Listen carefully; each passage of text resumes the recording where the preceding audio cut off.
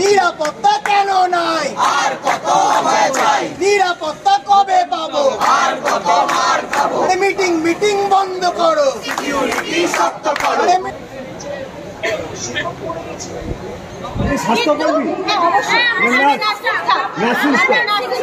কালকে কি আপনারা ছিলেন? কতটা আতঙ্কিত?